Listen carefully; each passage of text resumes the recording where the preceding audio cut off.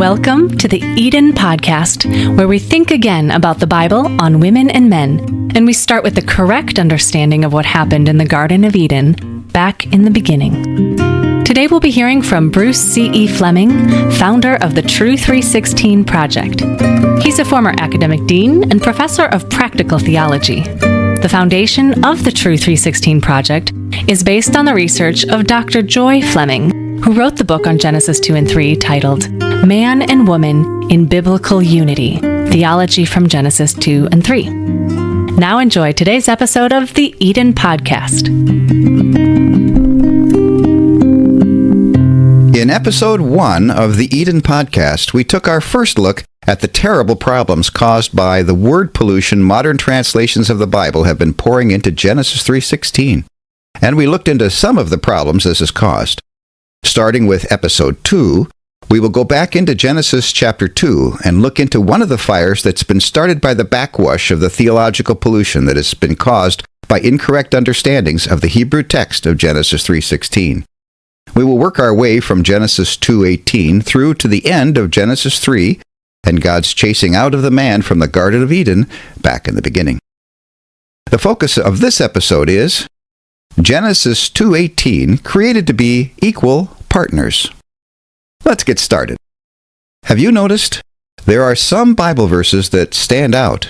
They seem to touch everyone and change everything. Genesis 3:16 is one of these verses. Genesis 2:18 is another. Sadly, mistranslations and misinterpretations of Genesis 3:16 have led to misleading and even harmful teachings from what many mistakenly think is found in the first chapters of Genesis. Later passages in the Bible might tell of a certain king here, or a certain shipwreck there. But the first chapters in Genesis, and especially Genesis 2 through 3, are packed full of meaning. They explain why our world is a mixture of good and evil. They even reveal the roots of the titanic spiritual battles we are experiencing. Let me tell you the story of how my wife and I came to focus specifically on Genesis 3:16 and the passages related to it, like 2:18. When we were preparing to teach in Africa, we were interviewed by African leaders who gave us this advice. Don't do your doctoral research on something you think might be interesting, but may turn out to be of little help to us here. First, find out what the people of Africa need to know from the Bible. Do your research on that. Then you'll be a real help to us. Since we both would be serving as missionary professors in French-speaking Africa, we spent 2 years in France learning the language. Our first year, we attended advanced language school in the French Alps. Our second year, we perfected our French by using it doing doctoral studies. Joy studied Old Testament. I studied practical theology. It was the first time the University of Strasbourg School of Theology had a wife and husband duo with each studying in a doctoral program of theology at the same time. Joy focused on Genesis 2 through 3, having been advised that such studies would be quite useful in Africa. She would be able to study the beginning, the person of God, man and woman, sin, death, and curses. I studied the New Testament and contextualization of theology in Africa. Then we headed for Africa. Sometime after the birth of our daughter and moving to a nearby population center and settling into our home, we were robbed. All the course notes I had taken down during class lectures and the notes from my research in the libraries in France were stolen. The thieves apparently thought my metal portable filing box was a strong box for valuables. Valuables? When they saw only papers inside, they got rid of them and just kept the box. Apparently they sold some of the papers to be used in the market for wrapping fish. What could I do next? I couldn't leave Africa to go back to Europe to retake my doctoral seminars. There had been a changeover in professors at the university, and each year, different subjects were being offered at that level. We felt the loss deeply. All that work was gone to the fish. For months we prayed. God, is there any way to bring good out of this evil? Was it somehow possible to pick up my studies and go on? Was there something else God wanted me to study? The answer came a year later when we moved deep into the rainforest to teach in a small theological institute. There, out our front door, down the hill, under the dark green shade of towering avocado trees, past the end of the grass airstrip and then the whitewashed clinic, came the end of the mile-long dirt path. From that point, you could only turn right or left down the main road, which was a one-lane, rutted track crowded on both sides by thick rainforest.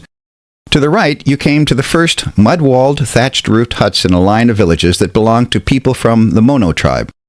To the left, you soon found a larger village. These people were from the Ngombe tribe. Their villages lined the mud road away to the west.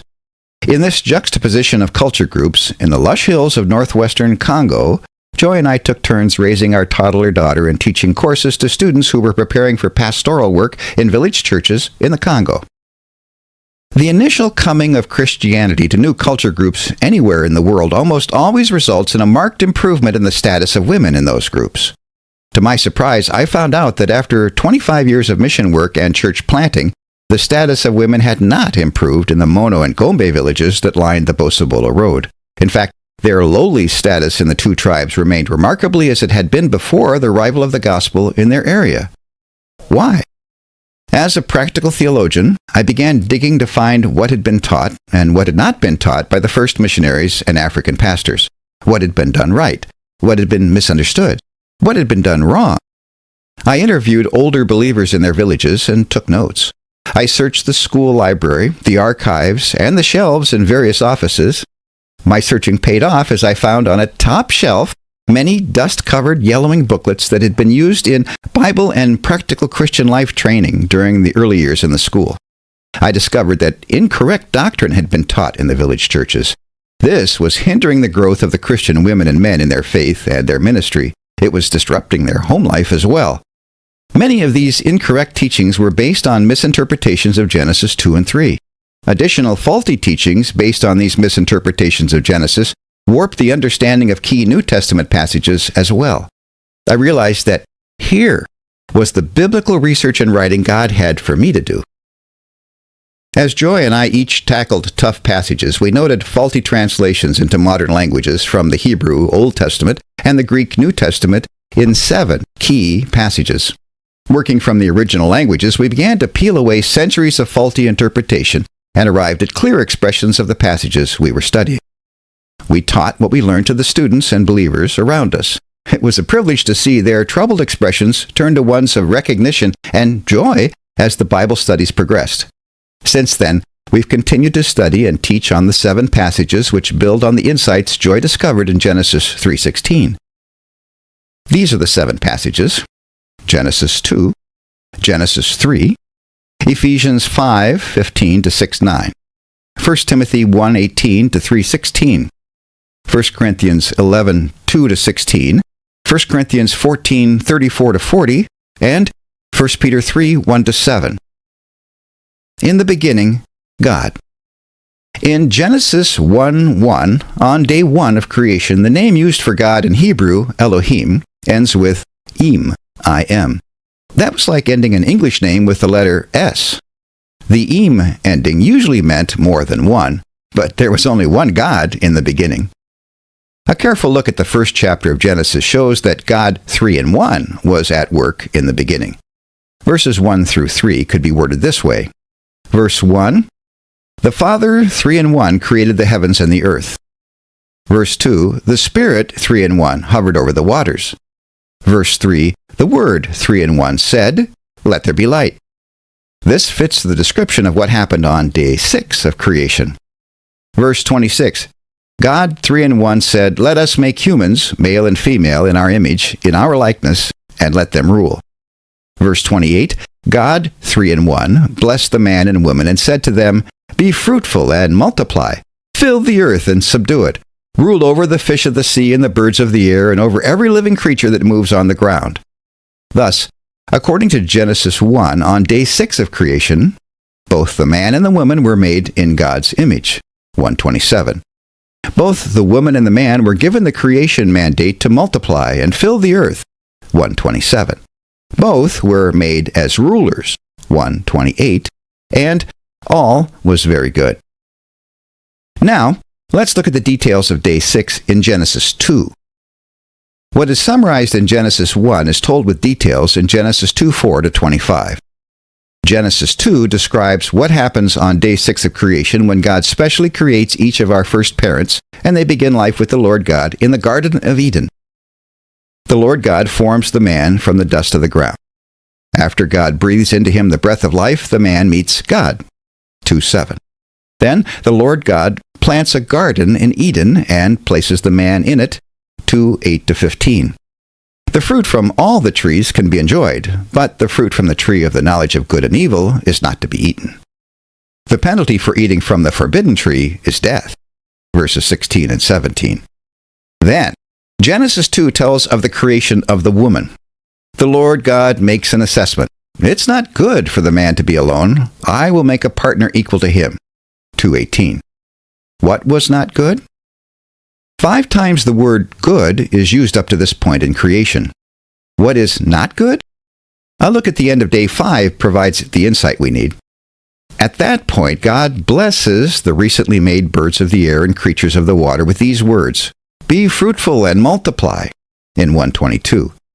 A similar blessing is coming for the man and the woman at the end of day 6 in 1:28. But at this point on day 6, the man is alone.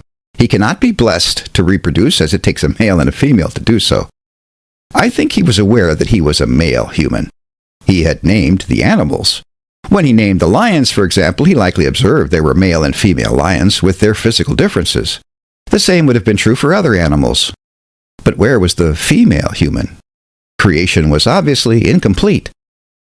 Readers of Genesis 2 have the delightful experience of listening to God talking within the Trinity, so to speak. Here's a playful yet respectful way to sum up what we read next. On day 5, we bless the birds and the fish to be fruitful and multiply. We can't do the day 6 blessing yet because we don't have the last piece of the puzzle. All is not good. That's the state of affairs so far. Let us finish this and give the man insight into what we're doing. Yes, that'll be great. We're starting to fellowship with the first of all of them already. When we're done, all will be very good. 2:18, 1:31.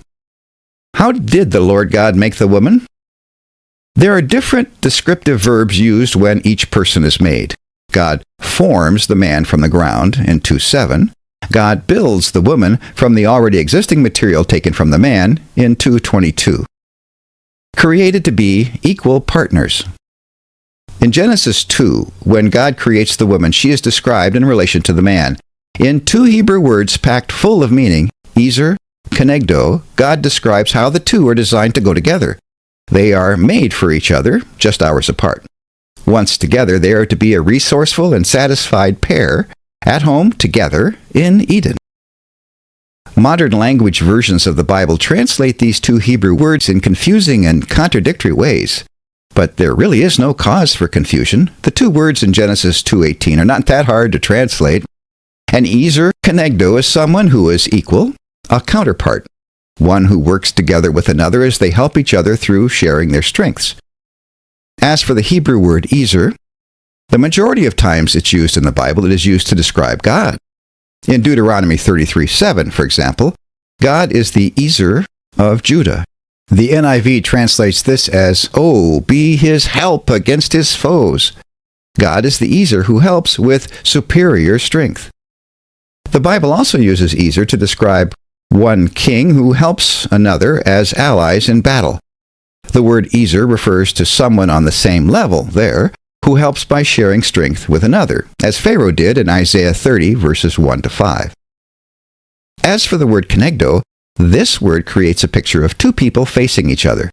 It can be translated as vis-a-vis, conspicuously facing, corresponding to, or equal to. Further studies in the Hebrew use of the word kenegdo outside of the Bible by Michael Rosenzweig shows that those who were in that kind of relationship were partners. He translates ezer kenegdo as equal partners. It takes 2 to be partners. Both the man and the woman are equal partners with each other. Both are involved in an equal partnership. Many couples don't live together this way, and we wonder why our lives don't work out as well as the relationship Adam and Eve had when they first started out in the garden. The woman is ezer kenegdo to the man. Thus, she is a corresponding ally, or a partner equal with the man. Sadly, this is not what had been taught along the Bosabola Road in Congo for so many years, and it showed. Women were on a level little higher than domesticated animals. There seemed to be little restraint to the practice of polygamy. We began teaching what the Bible really says, that wives and husbands were created by God to be equal partners, and trusted God to work in the lives of the couples in those local churches.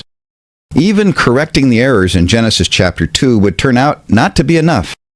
Keeping women in a low and unequal status in the home, in their cultural practices, and in the church was perpetuated by incorrect teaching on the content and meaning of Genesis 3:16.